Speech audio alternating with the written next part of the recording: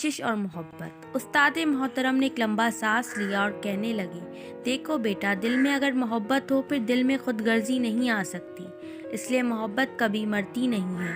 ये जो लड़के और लड़कियों का जवान होने पर आपस में एक ताल्लुक बन जाता है, उसे मोहब्बत के बजाय कशिश कहना ज़्यादा मुनासिब है, जिसकी वजह से एक दूसरे को प्यारे लगते हैं और हमेशा के लिए एक दूसरे के पास आना चाहते हैं।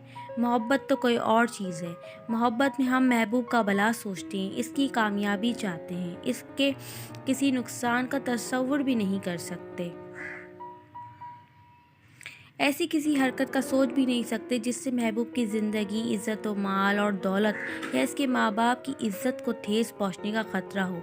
यही वजह है लड़का और लड़की इस कशिश के पैदा होने के बाद करीब तो आते हैं, शादी भी कर लेते हैं, मगर दिलों में मोहब्बत ना होने के बाद थोड़े अरसे के बाद लड़ना मरना शुरू कर देते हैं और बात तलाक, खुला, मुकदमेबाजी तक जा पहुँचती है। हमारा ये अलमिया है कि हमने कशिश और मोहब्बत को आपस में गटमिट कर दिया है। के खेल, ये तो नसीब के खेल हैं, किसकी शादी कहाँ होगी, कौन किसके निकाह में होगा। मोहब्बत तो हो जाती है, ये फितरी अमल है। हम सब किसी ना किसी के साथ मोहब्बत के रिश्ते में मुंसलिक होते हैं। इसका मतलब ये नहीं कि नसीब भी इसके साथ हों। नसीब के खेल कभी उल्टे भी हो जाया करते हैं। जिनको जिससे मोहब्बत होती है वो किसी और के नसीब से मुंसलिक हो जाता है। जिसका दिल जहाँ लगा है, अल्लाह उसे इसके नसीब में लिख दे, आमीन। मर्द जब रोता है, मैंने कहीं सुना था, मर्द जब रोता है तो मगरमच्छ के आंसू होते हैं, लेकिन मुझे लगता है मर्द जब रोता है वो कर्ब की इंतहा पे होता है। उसने ज़रूर ऐसा खोया होगा जो उसने कभी बहुत संभाल के रखा होगा। कोई ख्वाब उसकी आंखों से टूट के बिखरा होगा।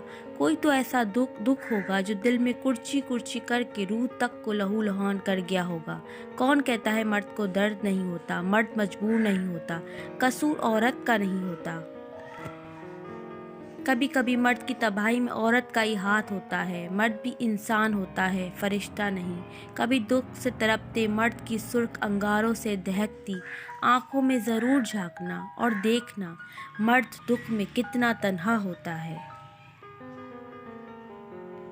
कभी नहीं होता कि अल्लाह कोई चीज़ तुमसे ले और इसके बदले तुम्हें बेहतर चीज़ से ना नवाजे, और ये भी हो सकता है कि जो उसने तुमसे लिया है उसे ही तुम्हारे हक में बेहतर बनाकर तुम्हें वापस दे दे। इसकी हिकमतें, इसकी मसलतें हैं, तुम नहीं समझ सकते, लेकिन वो तुम्हारी तकलीफ से खूब वाकिफ़ है। वो बस आजमाता है कि मेरा बंदा मेरी मोहब्बत के लिए किस हद तक जाता है। दुआएं, इल्तिजाएं सब वो संभाल के रखता है और फिर उन ज़रियों से हमें नवाजता है कि हम देखते रह जाते हैं। जब वो दो जहानों का खालिक होकर हमारे यकीन की लाज रखता है, तो क्या हम उसकी मोहब्बत की लाज नहीं रख सकते? इसकी रज़ा में अपना दिल मुतमईन नहीं कर सकते? जब वो हमारे लाड उठाता है, तो क्या हम उसके एक हुक्म पर सर नहीं झुका सकते?